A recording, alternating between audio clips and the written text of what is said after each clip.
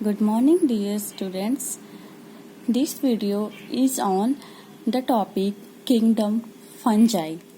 In continuation with the chapter 2 classification of plants. Okay, so in this video, I will be teaching you about the kingdom fungi.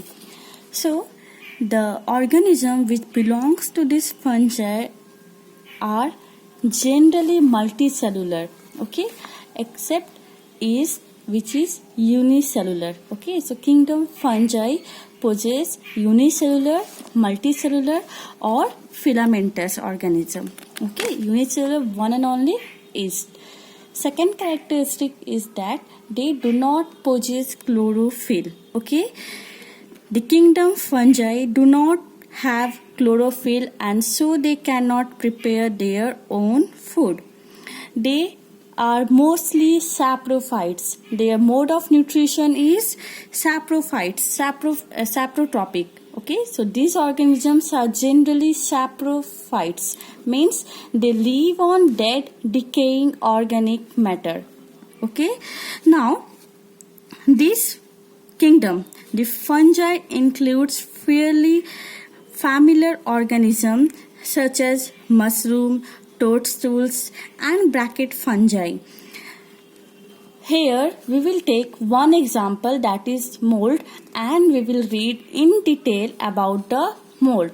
So molds are microscopic plant-like organisms that belong to the kingdom fungi.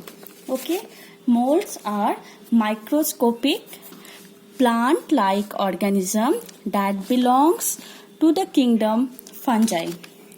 These are often spreading over bread, leather, books and fruits, etc. Now first we will deal the basic structure of molds. Okay, the basic structure of molds. To see, molds are composed of long thread-like filaments. Okay, they are composed of long thread-like filaments known as hyphae. Okay, the hyphae forms a network. The hyphae forms a network which is known as mycelium. Again, I am telling you, molds are composed of long thread-like filaments known as hyphae. This hyphae forms a network which is called mycelium. These erect hyphae are known as sporangiophores. Okay, the erect hyphae is known as sporangiophore. I am showing you one example, diagram. You see, which is given in your book. See, this is the figure showing the bread mold growing on a bread. Okay, now you see what I was telling you, that the body of mold is made up of thread-like structure and that thread-like structure is called hyphae. Okay, you see the thread-like structure is called hyphae and the network of hyphae is called mycelium. One hyphae, two hyphae, like this. See, you see the network of hyphae is called mycelium. Clear?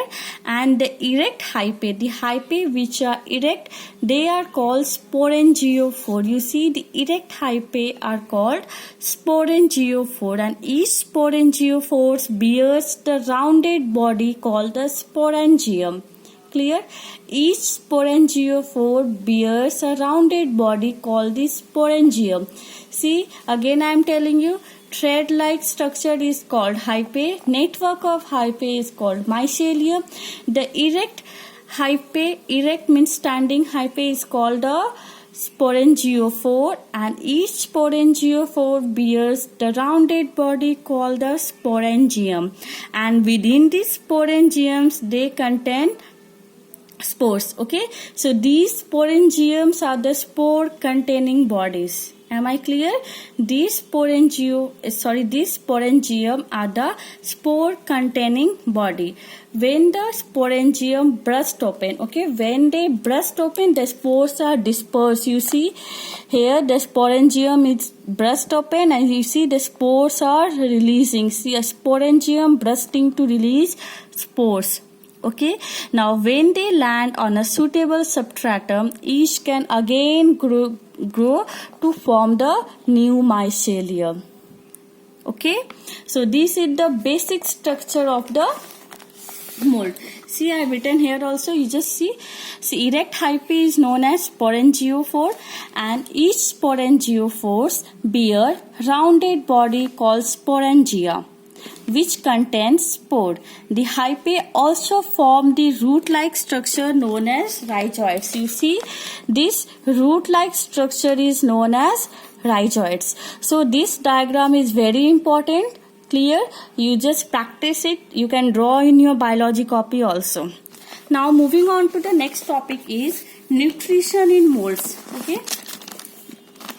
Our next topic is nutrition in molds. So as I told you, molds exhibit saprophytic mode of nutrition. Okay, their mode of nutrition is saprophytic. Okay, they obtain nutrients by absorption. Okay, they grow on the dead decaying matter.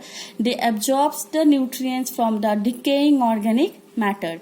How they do absorb the nutrients? See, they secrete digestive enzyme. Okay, on the food material. Okay, on the food material, suppose this is bread. Okay, now here the mold is growing. To first, what will they do? They will secrete some digestive enzyme. Okay, now this digestive enzyme, what will it do? It will convert the starch present in the bread. Okay, starch is there already in the bread. Okay, so these digestive enzymes secreted by the mold convert the starch present in the bread, okay, into simple sugar. They convert this starch into simple sugar. Okay, that simple sugar is called glucose. Clear? So they secrete the digestive enzyme on the food material and convert the starch into simple sugar, glucose. Clear?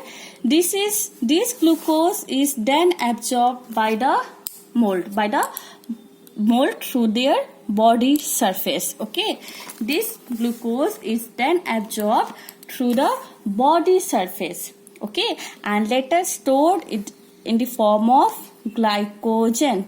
Okay, clear?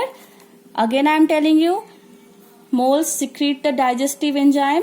Okay, this digestive enzyme converts starch into simple sugar, glucose. This glucose is then absorbed through the body surface of the mold and stored in their body in the form of glycogen. Okay, so the entire nutrition process occurs outside the body of the mold. One important point to be noted here is that the entire nutrition process in mold takes place outside the body of the mold. Okay, and the nutrients it absorbed directly into the hyphae. Okay, it is absorbed directly into the hyphae.